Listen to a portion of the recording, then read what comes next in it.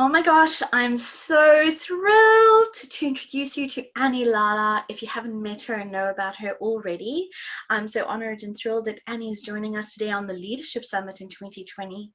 And if you don't know, Annie Lalla is a relationship coach and she is known as a cartographer of love. And I can speak from personal experience. Annie has changed my life. You have changed my life, Annie, in so many ways. I have laughed in your coaching sessions and cried, but always come away as a better person. So thank you for your time. Oh, it's like to be here, Shona. So fantastic. So Annie, I'd love it if you could talk a little bit about today, leadership. Why is leadership so important and how do you define leadership? Yeah. So my husband and I have kind of we always like multiple definitions for words because we think you can see an idea from multiple directions. So one of our definitions, I'll give a couple. A leader, the way we think about a leader is someone who goes into the future in their mind, in their imagination, and they're on a reconnaissance mission. They grab information from the future and they bring it back and they let others know about that possible successful future. And they enroll and inspire others in that future. So they're kind of like a time traveler and a disseminator of information from the future. So that's one way to think about it. And one of the ways we like to think of good leadership. So a great leader can be determined by how many people they help up to actualize and go beyond them. A great teacher, a great mentor, a great leader is someone who raises other people up so they line up their vision with other people's actualization potential, so that as their followers or their devotees, the people who are inspired by them, move along the leadership vision, they are becoming actualized towards their potential. That's how it becomes a win-win for everybody. They're not just enslaved in some other person's vision. They have to be enrolled from their own core. So what I love about this definition is the mark of your leadership prowess is by how many people you've lifted up and who have gone on to supersede you and go beyond you, right? It's not about keeping everyone under you. It's about lifting everybody up. And the more people, parents are the first leaders we know. And the mark of a great parent is that your children have a better life than you, that they go beyond you, that they're even more successful. And so similar with a great leader, it's not that, my students have gone beyond me, I'm not good enough. It's no, that's the mark of a great teacher and leader. Yeah, I feel goosebumps listening to that. That's so incredible because as a what a shift in perspective, right? That must mean the leader who's able to do that must have some real strong inner work having been done around resilience and envy. Actually, it's a really big thing that I help couples work with their kids, and intergenerational work that I do with clients. Oftentimes leaders, mentors, teachers, they're humans, right? And they have feelings of jealousy and envy and insecurity. And when their students go beyond them, they have to deal with something like, hey, I used to be ahead and now they've gone beyond me. Their inner work, a lot of it is to do with managing envy and seeing that it's not a mark of their weakness or their imperfection that their students go beyond them, but that's just a mark of their greatness. And to shift your identity to how many people you lift up. I love that so much. It's almost like a shortcut to how to cope with that in a way. So reframing that as actually that means you're a good leader if your students are surpassing or moving beyond what you've been able to teach. Exactly. And they'll always remember you. When you have a great teacher and a leader, you always footnote that development, that growth to them out of love and reverence. So you don't need to worry about being forgotten. You're remembered in all your successors' histories. It's so true, Annie, because I can remember every single one of my primary school teachers as an example. When people who make a mark in our lives, we just never forget them, right? I love that, so important. I'd love to find out more about really maps over, since you're the cartographer of love, how does this map over to romantic relationships, this idea about being a leader? Yeah, so I work with a lot of couples who move through conflict, and one of the things I always try to inspire in them is to take the role of leader in the romantic dynamic. Now, from what I've noticed, the feminine principle, and remember all of us have masculine and feminine in us, But the feminine principle is the visionary, is the possibility, is the, the steering wheel of the car. And the masculine pole is the engine or the driving, the problem solving, make it so. And the feminine part is the visionary, let's go in this direction. And so when they work in that way, where the female energy picks the direction in the future, and the masculine energy makes it so, as like the engineering part, it works really well together. And that's within yourself and then within a couple, no matter what your gender is, that feminine part of us is the visionary part. And so I often tell, in heteronormative couples, I tell the woman, hun, I know things are rough right now, but if you want it to be different, if you want something to happen in this relationship, you have to be the visionary leader. The feminine energy is the visionary leader of what's possible in the relationship. So this sometimes comes as bad news to the woman, because when you're the leader, there's a lot of responsibility on your shoulders, but there's also a lot of power because your vision helps carve the possibility space.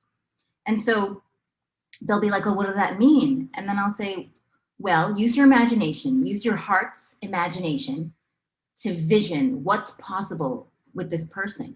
What kind of intimacy, what kind of family, what kind of relationship, what kinds of magical ways of connecting and creating value in the world do you see possible from this connection, from this relationship? And hold that vision and use that vision to inspire your partner. And then they'll get inspired to make it so. But if you expect your partner to be the visionary leader, then you'll be waiting for the engine to pick the direction. And it's not the job of the engine to do that. The job of the engine is to make it so, and to solve problems, and to, the masculine energy is like a line that penetrates forward. And the feminine energy is like a circle. It's a gestalt, all at once vision. And so lines and circles work well together if you hold the vision first and then make it so after. So yeah, and that's that. In relationships, I usually work with couples on both ends. So whoever I've got on the phone, if it's the man or the woman or whichever partner, I try to inspire in them access to their own vision and their own leadership facility. Like, because when you're a young child, you have an attachment figure, your parents, right? These are the people that give you safety and soothing, and you basically attach to them as a secure base. When you fall in love in a romantic relationship, all your patterns and imprints and wounds and glories from your attachment dynamic port right over to your romantic partner. So even though you see your husband or your wife in front of you and you think they're an adult, what you actually are doing in your nervous system is treating them like they're your attachment figure. And they're supposed to say and do or act in whatever way to make you feel better when you're upset, to rescue you when you're dysregulated. That's the assumption we enter relationship with. Because even though we know it's our husband or our wife, our nervous system just goes, oh, new attachment figure. They're going to save me. They're going to soothe me. And it makes sense that we expect our partners to do the right thing and say the right thing to make us feel better when we're sad or scared or angry, because of this leftover, imprint that it's our parent. But the mark of adulthood, the mark of real adult relationship, is getting this piece. I am radically responsible for my emotional state. As a child, we weren't. We're not born able to regulate our emotions. We're born entrained with our parents. And so when we're upset, mom and dad's nervous system entrain with ours and help us calm down. If mom and dad are calm, we can calm. If mom and dad are frazzly, we get frazzly. So over time, we train our children to self-soothe by how well we do it. So in our romantic relationship, to the extent to which our parents were good at soothing us and regulating their nervous system is the extent to which we're good or not good at doing it. And so we end up putting this burden on our romantic partner to do the thing to soothe us, to regulate us. And what I help my clients realize is actually no one's coming to rescue you. You're an adult now. And I try to be like a surrogate parent in the coaching session to kind of love on them and give them a reference experience of what it's like to have someone who cares for them and who's not rescuing them, but who regulates their nervous system and teaches them how to regulate theirs, so that they get a reference experience. And then they take that reference experience and then they use it internally. So in a romantic relationship, we get into drama, we get into conflict, and we get angry or sad or dysregulated. And so what I teach them to do is to create an internal grown-up part and young part.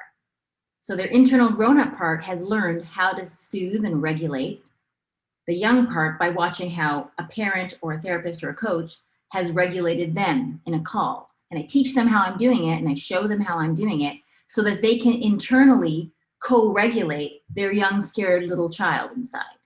So external regulation from an adult becomes internal co-regulation, which becomes self-regulation in your relationships. And so that is leadership. The mark of leadership, when everything's going crazy and the Titanic's about to sink, the mark of a leader is who can be calm and collected and grounded in the middle of chaos. That's the mark of a great leader. The more everyone else gets frenzied, the more you calm down. So you can see how if you know how to regulate your nervous system and use different technologies, meditation, breathing, visualization, to generate safety in your body, even if nobody else has safety in the room, that this is the mark of a great parent, a great lover, a great leader. And so that's basically, to me, what's the source of leadership prowess, is being able to regulate your nervous system when everybody else is in chaos. Oh my gosh, that's just incredible. I just love how you actually go there first and show your clients, and really literally, I mean, you're not the cartographer or love for nothing. This is, you're literally showing them the map and the terrain of how to do that, and how to learn this for themselves. And what an incredible experience. I know, just from having had the privilege of being in your coaching groups for the last year, it's just changed my life, and I'm so grateful. And this has been powerful. It seems so simple, but it's so incredibly effective. Yeah, and I think it's the mark of love. I mean, people do all these things in a relationship to be loving and romantic, but there's nothing more romantic that I've ever found than you being upset and your partner can keep their shit together and regulate and stay calm and not get triggered and just let you go through your emotional process. It is the height of romance. So you can buy flowers and go on fancy dates, but if you can regulate your nervous system when someone else is upset, it's the highest loving gift you can offer. That so resonates, Annie, because I was reading, I think I was reading some of Dr. Sue Johnson and Gottman, and one of the key things is that question that couples and people can ask, like, are you there for me? And I can understand sometimes we want other people, as you say, to be there for us, and we need to be there for us. But in a way, it's like it sounds like you're saying, well, the way you can be there for me is to be there for you. Exactly. So I've noticed that in couples, that if their partner starts getting upset, I used to do this with my husband. If he started getting angry or upset, I would try to do everything I could to make him feel better, to calm his nervous system. And when I realized over time, I thought I was loving him, trying to calm him down and make him feel better, but actually there's a little shadow. I'm actually trying to get his nervous system calm to make him happy so that I could feel safe. But I'm actually taking the scenic route to get to safety by going through my husband's nervous system. I just need him to be calm so that I feel safe. So then I learned, well, instead of trying to calm him down, which never worked anyway, because I was always doing the wrong thing, why don't I just go straight to my nervous system? Close my eyes, do some breathing, calming, grounding, centering exercises to get my center and to generate safety in my body. And when I started to do that, funnily enough, that was the fastest thing, not only to make me feel safe, but to make my husband start to feel safe.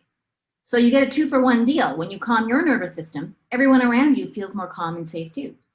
So the best way to be there for someone else, child, lover, family member, is to notice when you're getting upset, angry, scared, sad, and to ground in, calm your nervous system so that they're not having the burden of having to deal with your frazzle or upset, which necessarily gets on everyone else around us. Wow, like I really hope everyone's really listening, because this is gold. This is, this is the thing. I'm sure, Annie, you've been around, you've been, in business for decades and super successful, and super successful people. And I'm imagining that this ports over into people being able to run a successful business in their leader, as well as in their parenting lives, right? Yeah, totally. A lot of us are becoming entrepreneurs now, and if you have even 1 or 2 people working with you, you're leading them. You're the one holding the vision, and people only want to work with others who they feel inspired by. If you If you feel inspired by whoever you're working with, you will be more likely to follow along their vision.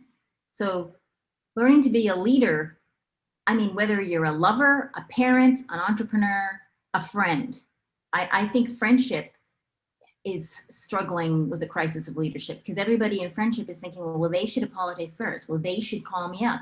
They should lead. I gave up a long time ago. I realized if I want a relationship to work, romantic, friendship, any relationship, if I want it to work, I have to have in my pocket the ability to create intimacy, foster the connection, and build up the friendship. I have to have those tools. And so I've been mapping those tools and studying them and realizing that if I learn them, you can put me with anyone, someone on the corner who's homeless, all the way to a prince in Saudi. I can use these tools to create a connection. And intimacy is really about seeing into another person. Like, I let you see into me, right? Into me, see. It's cheesy, but it makes sense. So the more you let another person into you to see who you are, and you witness who they are, and the more you let them impact you with their knowledge and their experience, intimacy is created. But you have to be willing to open the kimono and be transparent and honest and willing. And, you know, you could say vulnerable, but I think of vulnerability as a sense of a special case of honesty. So you have to be willing to be impacted by another, not just learn everything about them.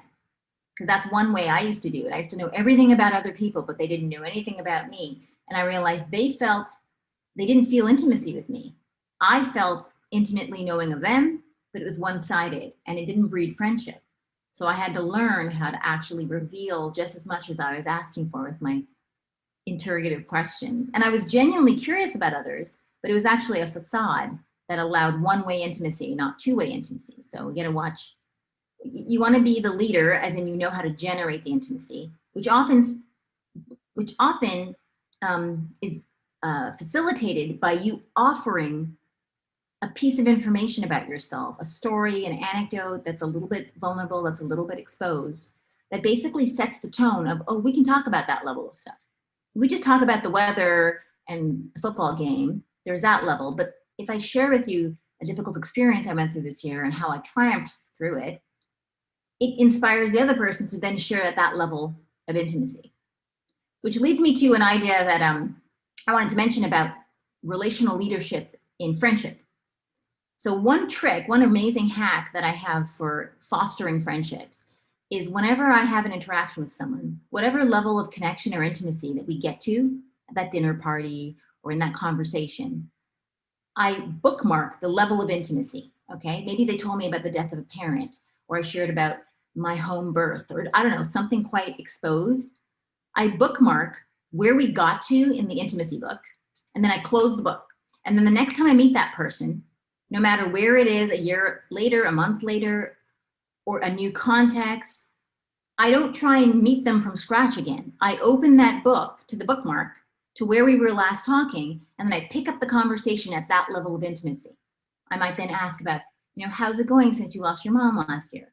It doesn't even have to be the same subject, but I dive right into this. Honey, we've done the small talk. We've gotten to the good stuff. Okay, let's just go straight there instead of pretending to be small talk and make our way up again. Wherever you were on the mountain of intimacy last time, just pick up from there. And oftentimes the other person's not sure. Do they remember that we were really close, that we shared those stories? Like, is it okay for me to start there? They're not sure. So if you're the leader, if you take on the role of just starting there, it gives them permission to just pick up from where you left off. And I find that cumulatively over time, you never slide back. You just pick up from the last level of intimacy and off you go, and it's cumulative. So you build and build and build. What an act of love to that. I can just imagine, you know, how the love the person must feel, that wow, you remembered the story, you know, no matter who it is. I think that's really that feels like an act of love to me, that someone would remember the And it's an details, act of love to, you know. but even if you don't remember the details, that we were at that level of sharing, that's the level at which you tell the new story or the new interaction. Because a lot of us have, you know, when you meet someone new, we don't ask right away, you know, who's the most formative person in your life, or what's the most traumatic experience you've ever gone through. That's not our opening question. Though when I meet people, I have like a very general opening question that people can take at either level. I'll just say, hi, I'm Annie. Tell me about you. What's your story? And I don't say, what do you do? Where do you work? Where do you live? I just say, what's your story? Which allows them to talk at any level. They could tell me they're a doctor. They could tell me they just finished their scuba diving certification. They could tell me they just lost a dog that died. They could tell me anything. And then I can gauge how comfortable they are in the interaction by where they take it. And then I pick up from where they are. So I pace with them and then lead into more intimacy rather than just catapulting into the level of intimacy I'm comfortable with, but might spook them. I love that so much, Annie, especially in this year, in 2020, when people have experienced physical isolation. You know, I love that you bring this idea of leadership in your friendships. I feel like it's super important. I haven't seen anyone else really address this. I'm so glad that you're talking about this. And I feel like it's going to become even more and more important going into next year. You know, maybe people will be thinking about, okay, so I've just had this year where I've been at home and connecting online, where we try and move through. And what a powerful question. Tell me your story, or what is your story? Yeah. And I mean, friendship is an art. I think all relationships have the same features. And as a relationship coach, I work with relationships that happen to have two people attached to it. But I actually interact with the relationship as an entity, as an organism, as a living dynamic thing. And it's kind of co-parented by the two people who are in the relationship. So I'm always trying to teach whoever's in the relationship, to friends, to family members, to lovers. I'm trying to have them see their relationship as a living, dynamic entity that needs nourishment and needs to be taken care of. If you had a baby, you wouldn't just leave it in the crib and never feed it or take it out for walks. Like, we know we have to take care of a baby. Well, when any two people come together and have a relationship, even if it's just for 10 minutes while you're getting your coffee at the Starbucks barista, even if your relationship's only 10 minutes long, in that moment, there's three things happening. There's you, the other person, and the relationship. And if you can keep your mind on all three of those entities and make sure that they're all getting optimized, and if a decision needs to be made, it's being made by three votes. What's best for you, what's best for them, what's best for the relationship. Not just my needs versus your needs. The relationship has needs too. And I try to teach couples and friends to think about their relationship and how you would nourish it and how would you starve it. What would damage or hurt the relationship? And every time you damage or hurt the relationship, you have to repair it or it fades. And so teaching couples how, and friends, how to behave in a relationship so that it fosters a deeper connection and a growing baby. You know, their relationship entity should be growing, not withering. That's fantastic. And that sounds like a skill anyone can learn, to track what's happening in themselves, what's happening with the other person, and what's happening in the relationship. I love that so much. And I know one of your ideas is also around, you know, how it creates a synergy in a way that there's possibility when two people come together, they can co-create something really magnificent together that they may not have been able to do by themselves as individuals. Yeah, we call that collaboration. And I think collaborative partnerships, whether they're in business, in romance, in friendships, is the mark of success in the future. We're becoming networked and connected, and you can't do anything without someone supporting and helping you. And, you know, my husband and I teach collaboration a lot around romantic relationship, but basically a collaborative relationship is one where both partners co-respect each other and have co-dignity enough that when a decision has to be made that impacts both, they're going to have different value sets and different philosophies because they come from different histories, right? So when any two people come together, there's likely going to be some kind of friction or conflict. Conflict, to me, is what happens when a collaboration goes sour.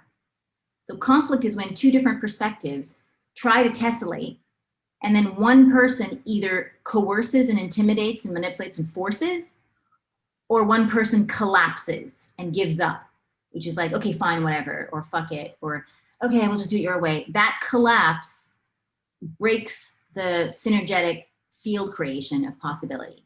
or manipulating, controlling, withholding love. Well, I really want to do this, and if you don't do this, then I don't know if we're going to work. That's manipulation. If I try to teach two people when they do collaboration to resist coercion or collapse, and just keep standing your ground for your sacred values. And eventually, through the tussle, and there's always a tussle, through the tussle, something new is born, some new third emergent possibility that is not what either person wanted, but some new at another level that actually is better than if either person had gotten what they wanted originally. But it requires that both people, as they lay their cards on the table of what they want to have happen. I want Chinese food for dinner, you want Italian. Okay, lay your cards on the table. And then you have to snip all your attachment to having it go your way. You have to let go of the death grip of having to have the outcome your way and surrender your desire into the alchemy and the altar of us, and then trust the collaboration. And that if you don't collapse and if you don't coerce, that what's most important from both different value sets will survive and tessellate and create a third emergent collaborative outcome that is something brand new that's never existed in the world before. Kind of like two people coming together and making a baby. Yeah. It's not like either person. It's unpredictable. It's a new thing. And it's how life and productivity and magic continues to go forward, is through collaborative partnership. And so that's a big part of what I teach. And there's a lot of bits in there that I have to help people unlearn. They either coerce or collapse instinctively. If you're a pleaser and approval seeker, you tend to just, okay, fine, I won't bring it up. I'll just tolerate it, which actually rots the long-term intimacy. It corrodes it. But so does subtle or explicit manipulation and kind of controlling, because you may get your way this time, but then you have a resentful partner who feels unloved, and that just shows up in other ways in the relationship. So if you want a relationship to feel like two wings on one bird. Neither one is more important than the other. They both work in synchrony, and then they can fly somewhere magnificent. Annie, that's what I love about you. You know, you're so observant, and you've seen it all, and yet you're so compassionate. You know, you're so non-judgmental, and that's what I love about you and your coaching. And what you do is that you're able to really hold space and have so much compassion and see the value of both or multiple parties, and still bring truth, you know, or bring another perspective. And that's one thing I really admire and respect about your coaching. Oh, thanks. Yeah, I mean, as a coach, you can't take sides. I only take one side. I take the side of the relationship's health. And whatever makes the relationship more healthy, which means sometimes more intimacy, more time apart, might even mean divorce. Like, to get the best relationship from two people so that they're maximizing their dignity and their co-respect, sometimes we have to change the container of the relationship. How much of us had better relationships with our parents once we moved out? Yeah.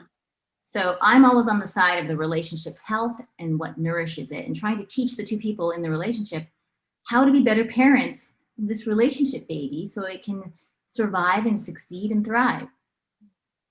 Such a beautiful way of putting it. And, you know, what you've shared is magnificent and not easy. I'll just say that this is probably where it would be helpful to maybe get some professional support, like a coach or someone. Things like learning to surrender and be resilient and not collapse. These are incredible, huge golden pieces of information you provided. Annie, you're incredible. Is there anything else you want to share before we wrap up? Thank you. Yeah, you know, in Bali, they don't have a word for artist because they just see every human as an artist. Well, I have my own riff on that. I actually think in this growing global economy and this world, everybody is a leader.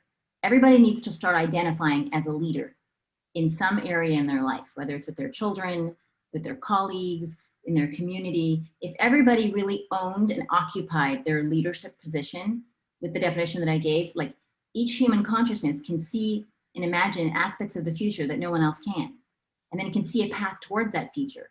So wake up your inner leader and vision a future that only you can see because of your unique history, and stand for that future, and then relay that information to the people in your world so that they can be inspired, and make sure that whoever you tell it to, that their own growth and development is aligned with that vision. And then you'll have people that you can bring with you to help create that future. And they will always love you and footnote you. And remember, the more people that go beyond you, the greater the mark of your leadership.